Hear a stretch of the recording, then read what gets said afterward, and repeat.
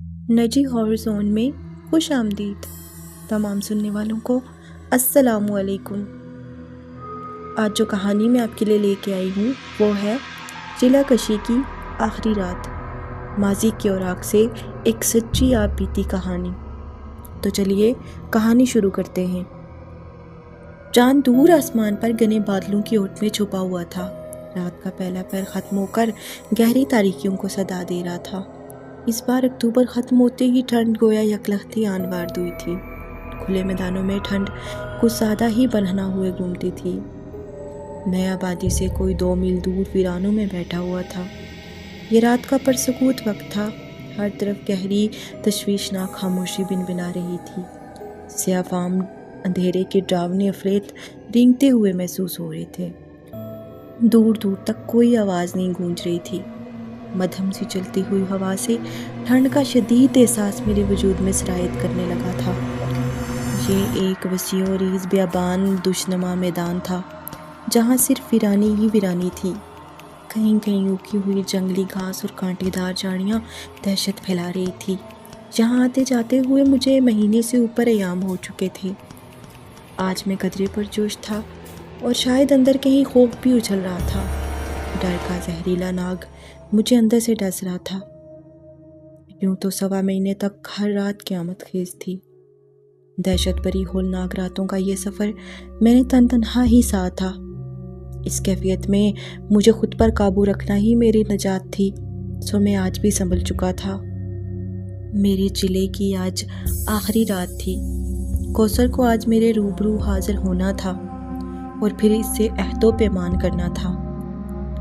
ये सब सुनने में सादा सी बात लगती है, लेकिन ये एक पुरखतर काम था।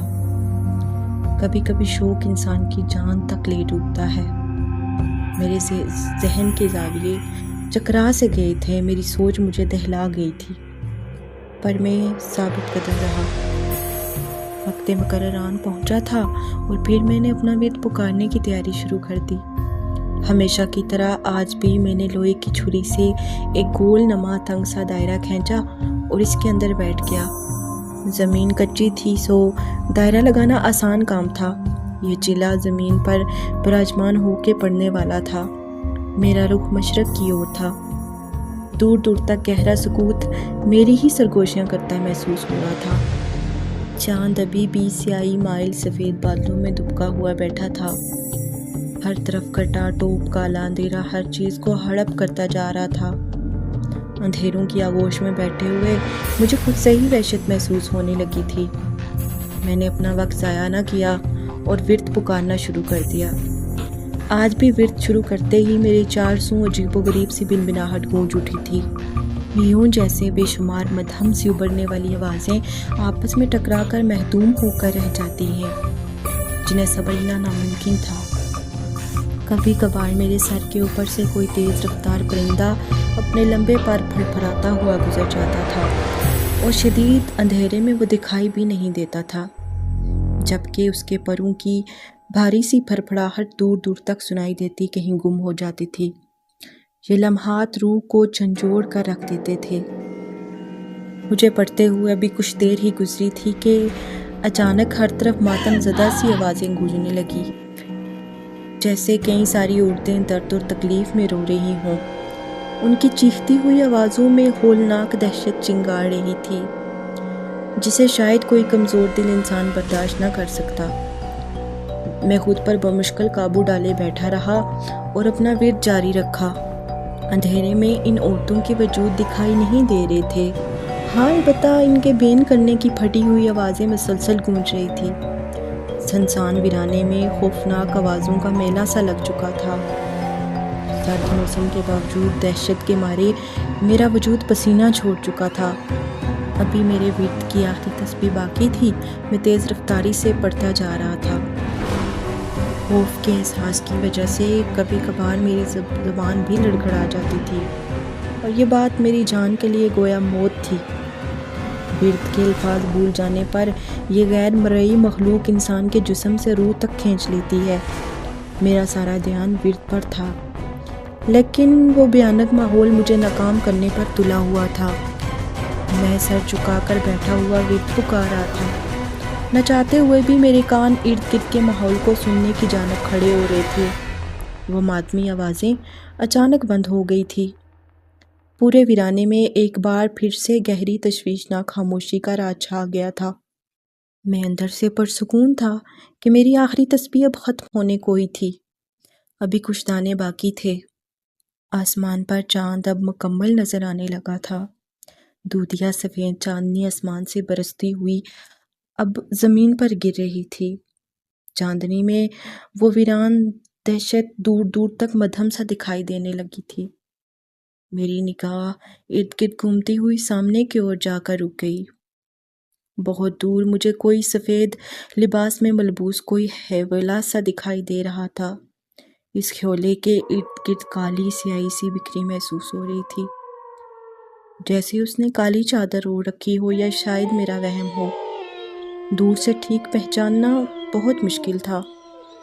وہ خیولا میری ہی طرف چلتا ہوا آ رہا تھا۔ کوئی بھولا بھٹکا مسافر یا پھر کوئی چور، کوئی بھوت یا کوئی بدروح ہوگی۔ میرے ذہن میں مختلف فہم و گمان پیدا ہو رہے تھے، اور پھر میں اندر ہی اندر ان خیالات کو جھٹک دیتا تھا۔ جو کچھ بھی ہو، مجھے کیا؟ مجھے تو کوثر کے حاضر ہونے کا انتظار تھا۔ میں ایک بار پھر سے سر جھکا کر پڑھنے لگا تھا۔ کوثر کوئی پری تھی یا کوئی جن زادی؟ پتہ مجھے بھی نہیں تھا۔ مجھے تو بس کسی نے وہ ورد بتایا تھا کہ اس ضلع میں کوثر حاضر ہوتی ہے، اور میری شوق نے مجھے ان ویرانوں میں پڑھنے بٹھا دیا تھا۔ اور آج آخری رات تھی، لیکن کوثر شاید ورد مکمل ہونے پر ہی حاضر ہوگی۔ میرے ذہن میں سوچیں گڑمٹ سی ہو رہی تھی، اور اس کشمکش میں میرا ورد آخرکار مکمل ہو ہی گیا۔ میں چپ سادھ کر بیٹھ چکا تھا۔ میری نظر ایک بار پھر سامنے کی اور اٹھی۔ میں اس سفید فام خیولے کو دیکھنا چاہتا تھا کہ آیا وہ کون ہے، لیکن وہ خیولا مجھے کہیں دکھائی نہیں دیا تھا۔ میری نگاہیں چاروں سمت اسے تلاش کر چکی تھی، پر وہ نہ جانے کہاں گم ہو گیا تھا۔ یہ حیرت انگیز تھا۔ میری پیشانی پر آئے ہوئے بال مجھے اس بات پر پریشان کر رہے تھے کہ آخر وہ کون تھا۔ رات کے اس پہر ان ویرانوں میں یوں بھٹکنا کسی عام انسان کا کام نہیں ہو سکتا۔ میں کافی دیر انہی سوچوں میں ڈوبا رہا۔ وسیع و عریض ویران صحرائی میدان کے آغوش میں وہاں میں اکیلا بیٹھا ہوا تھا۔ وہاں پر کہیں کہیں اگی ہوئی لمبی جنگلی گھاس اور جھاڑیوں کے نیچے اندھیرا پھیلا ہوا تھا۔ میری پھٹی ہوئی نگاہ چاندنی رات میں ان اندھیروں کے جھنڈ میں گویا اندھی ہو جاتی ہے۔ شاید وہ خیولا ان اندھیروں میں چھپا ہو۔ یہی وجہ تھی کہ میں نہ چاہتے ہوئے بھی اسے ڈھونڈتا رہا، پر وہ مجھے دکھائی نہیں دیا، حالانکہ اسے تلاش کرنا میرے لیے بے سود تھا۔ مگر پھر بھی وہ اجنبی شخص میرے ذہن میں ایک خلش سا بن بیٹھا تھا۔ بہت مشکل سے وہ گمنام پرچھائی میرے ذہن سے محدود ہوئی تھی۔ مجھے یاد آیا کہ مجھے اپنے چلے کی حاضری کو سوچنا چاہیے۔ یہی تو میرا مقصد تھا، تاکہ میں خیالی طور پر منتشر ہو جاؤں اور میرا عمل ناکام ہو جائے۔ میں نے اس خیولے کو ذہن سے جھٹکا اور کوثر کی آمد پر دھیان دینا شروع کر دیا۔ ابھی کچھ وقت ہی گزرا تھا کہ اچانک ایک طرف سے چھنچھناہٹ کی سریلی سی مدھم آواز مجھے سنائی دینے لگی۔ میری نگاہ فوراً اس طرف پھر گئی۔ فضا میں بھینی بھینی سی معطر خوشبو میرے نتنوں سے گزر کر میرے دل دماغ کو متسحر کر رہی تھی۔ مجھے چاندنی رات کی نرم سفیدی میں وہاں ایک سایہ سا دکھائی دے رہا تھا۔ وہ صنف نازک تھی جو ایک سلیقے سے اور ناز و نیند بھرے انداز میں چلتی ہوئی میری ہی طرف بڑھ رہی تھی۔ میرا دل ایک بار پھر دھڑک اٹھا اور روم روم حرکت میں آ گیا تھا۔ فضا میں بکھری پڑی اس دلربا خوشبو میرے روح میں گھلتی جا رہی تھی۔ نہ جانے وہ کس طرح کی خوشبو تھی، نہ سمجھ میں آ رہی تھی، اور نہ ہی پہلے کبھی ایسی خوشبو میں نے محسوس کی تھی۔ وہ واقعی لاجواب اور نایاب سینٹ تھا۔ اس ماتاب چہرے والی عورت نے سفید فام لباس سے بے تن کیا ہوا تھا، جس پر شیشے جڑے ہوئے تھے، اور چاند کی کرنیں جب لباس پر پڑتی تو وہ اور بھی زیادہ چمک اٹھتا تھا۔ اس کے پیروں میں پائل وقفہ وقفہ سے ساز بجا رہی تھی، اور پھر دیکھتے ہی دیکھتے وہ میرے سامنے آن کھڑی ہوئی۔ وہ خاموشی اختیار کیے ہوئے تھی، اور میں سکتے کی عالم میں اس کے حسن و جمال میں کہیں گم تھا۔ وہ بہت خوبصورت تھی۔ 5 فٹ لمبی اور بڑے ہوئے جسم میں تراشی ہوئی وہ کوئی عظیم مصور کا شاہکار لگ رہی تھی۔ کھلے ہوئے کسی گلاب کے نازک پھول جیسے گول مٹول گال اور پنکھڑیوں جیسی کومل سرخی مائل ہونٹ اسے اور بھی پرکشش بنا رہے تھے۔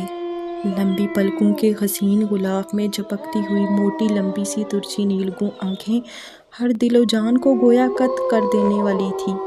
اس کے سیاہ کھلے ہوئے گیسو کمر سے قدرے نیچے تک لٹک رہے تھے۔ وہ سراہی نما جسامت میں قیامت خیز جلوہ انگیز تھی۔ اس کے خوبصورت چہرے کے نقش و نگار اور جسم کے حد و حال بہت حسین و جمیل تھے۔ وہ میرے بہت قریب کھڑی تھی اور میں بیٹھا ہوا اپنی اٹھی ہوئی نگاہوں سے اسے بغور دیکھتا ہوا اس کے حسن و جمال میں کہیں ڈوبا پڑا تھا۔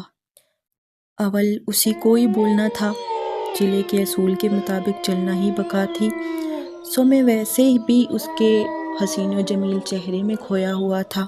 مجھے نہیں معلوم کہ یہ لمحات کتنی دیر تک رواں رہے تھے۔ ہاں البتہ جب اس کی شیریں آواز میری سماعت سے ٹکرائی تو میں یک لخت ہوش میں آ گیا تھا۔ مجھے کیوں بلایا؟ ایک پرتبسم مسکراہٹ کے ساتھ اس کے لبوں سے یہ سوال مجھ پر ہاتھ اٹھا چکا تھا۔ بظاہر وہ سادہ لہجے میں بولی تھی مگر اس کے مزاج کی تپش میں نے محسوس کر لی تھی، جیسے وہ یہاں حاضر ہو کر خوش نہ ہو۔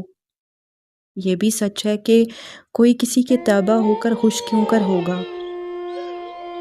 تم سے دوستی کرنے کے لیے بلایا ہے، میں نے سنبھلتے ہوئے مختصراً جواب دیا۔ دوستی کس وجہ سے کرنی ہے؟ ایک بار پھر اس کی آواز کی نرمی میرے کانوں میں رس گھول گئی۔ وہ قدرے دھیمے لہجے میں بولی تھی، تاکہ تم دنیا کے ہر کام میں میری مدد کرو۔ میں نے سپاٹ لہجے میں کہا۔ میرا جواب سن کر وہ مجھے بہت بغور طلب نگاہوں سے گھورنے لگی، جبکہ میں خود بھی اسے گہری دلچسپی سے دیکھ رہا تھا۔ وہ بالکل یوں دکھائی دے رہی تھی جیسے دن کی روشنی میں کسی کو دیکھا جاتا ہے، یہاں تک کہ اس کی آنکھوں کے رنگ بھی واضح دکھائی دے رہے تھے۔ یہ حیران کن بات نہ تھی، وہ مکمل طور پر حاضر کھڑی تھی۔ میرا دل پرزور دھڑک رہا تھا، ایک تجسس نما خوشی بھی تھی اور خفیف سا ڈر بھی، ایک عجب سی صورتحال میرے اندر موجزن تھی۔ اچھا ٹھیک ہے، میری ایک شرط تم پر لازم ہوگی، کوثر نے کہا۔ شرط طے کرنا تمہاری مرضی ہوگی اور پھر اس شرط سے ہٹنا تمہیں نقصان پہنچا سکتا ہے، اور میں واپس لوٹ جاؤں گی، دوبارہ نہیں آؤں گی۔ وہ میری طرف بغور دیکھتے ہوئے وارد ہوئی۔ ہاں تم شرط بیان کرو، میں طے کر لوں گا، میں نے پرتجسس لہجے میں جواب دیا۔ ٹھیک ہے، تم مجھے کسی ایک روم میں اپنے تابع رکھ سکتے ہو، دوست یا بیوی۔ دوست بنا کے رکھو گے تو تم کبھی بھی کسی عورت کے ساتھ دوستی نہیں کرو گے۔ شرط سے پھرنا تمہارے اس دوست کے لیے موت ہوگا۔ بیوی بنا کر رکھو گے تو تم کبھی شادی نہیں کرو گے۔ شادی کی تو تمہاری موت میرے ہاتھوں اٹل ہے۔ وہ اس بار اپنا فیصلہ سنا کر میری سوچوں کو پڑھنے لگی تھی اور اس کے ہونٹوں پر بکھرا ہوا تبسم مجھے کاٹنے لگا تھا۔ مجھے اس بات کا پتہ ہی نہیں تھا کہ یہ حاضری ایسی کوئی شرط بھی رکھتی ہے، ورنہ میں یہ چلا کبھی نہ کرتا۔ لیکن اب فیصلہ کرنا ضروری اور مجبوری دونوں ہی تھا، سو میں نے اسے دوست بنانے کی شرط طے کر لی۔ اس نے اپنا نام مجھے کوثر بتایا تھا اور کچھ ایسی ہی باتیں بھی بتائی جو اس کے شوق سے منسلک تھی۔ میں وہ بیان نہیں کروں گا۔ کوثر تھی تو مسلمان، مگر صرف نام کی۔ اصل میں وہ حوث و حرص سے بڑی پڑی تھی۔ عام انسان ایسی مخلوق کی ہوس کے آگے جان کھو بیٹھتا ہے۔ وہ خوش تھی، میری نظروں سے اوجھل ہو چکی تھی۔ وہ تو جا چکی تھی لیکن مجھے پریشان کر گئی تھی۔ میری سوچیں مجھ پر آرا بن کے پھرنے لگی تھی، میں گویا اپنے ہی بنے ہوئے جال میں پھنس چکا تھا۔ کوثر کو تابع تو کر لیا لیکن اس سے آزادی کا طریقہ معلوم نہیں تھا۔ میں بوجھل قدموں سے ڈگمگاتا ہوا واپس گھر آ پہنچا تھا۔ نیند بھی کہیں فوت ہو چکی تھی اور پھر میں الجھن کا شکار رہا۔ میں رات پر عجب سی کشمکش میں جاگتا رہا۔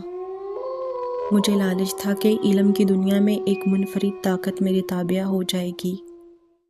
منفی راستے مجھے معلوم نہ تھے، اور اب اگر ایک کوثر نام کی طاقت مجھے ملی تو اس کے منفی راستے مجھ پر عیاں ہو گئے۔